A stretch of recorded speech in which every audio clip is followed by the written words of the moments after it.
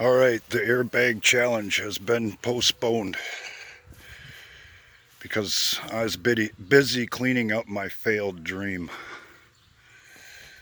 But while I was doing that, I was thinking about our current situation in this country and around the world, and came to the realization that most of you have no idea what the psychology is behind what we're experiencing these days. I could use myself as an example, but I won't. But I'm pretty sure the 6 or 7 of you that will be allowed to watch this video might figure it out by the time I'm all done. I know why the colonials felt and put the things in the Constitution that are in there today. Why there was such a push for truth and honor written in those words. And it all had to do with the fact that they'd been oppressed. They knew what it felt like to be used by somebody else for someone else's gains. And they wanted to put forth a document and a belief system that would fight back against that for as long as possible.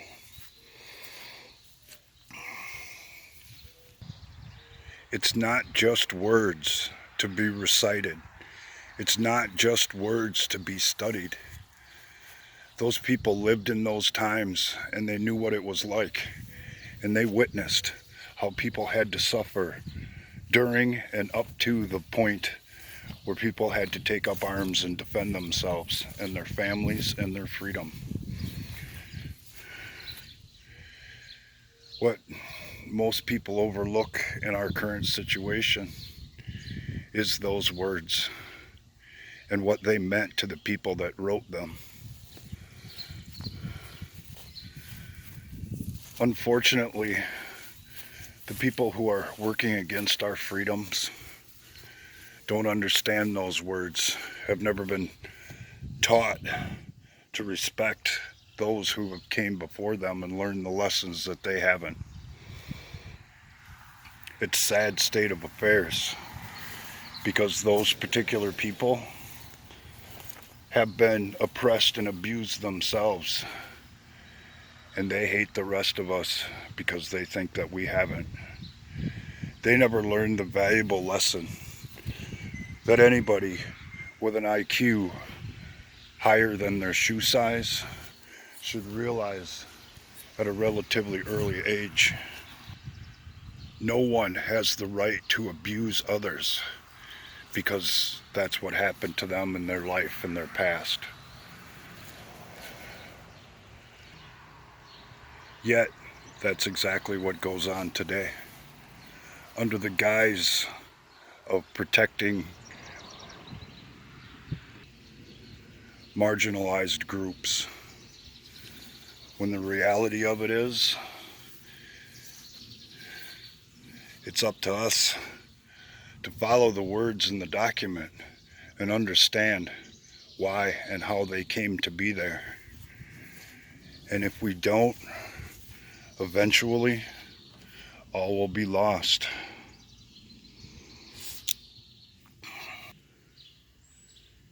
Not unlike my American racing dream here, who was stolen from me by someone who had been abused and thought later on in their life they had the right to lie, cheat, and steal and abuse others.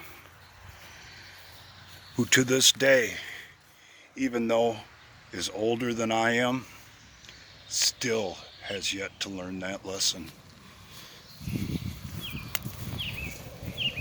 And I'll never forgive her, and I'll never speak to her, and I'll never have anything to do with her again because of it. And it doesn't all necessarily have to do with the fact that this car's never going to get to the track. It has to do with the promises that were made along the way, the things that were said, and the lack of honor to follow it through. Not to mention the fact that more than likely some poor old woman was terrorized so that the greedy, underhanded snake could do what she wanted with her money.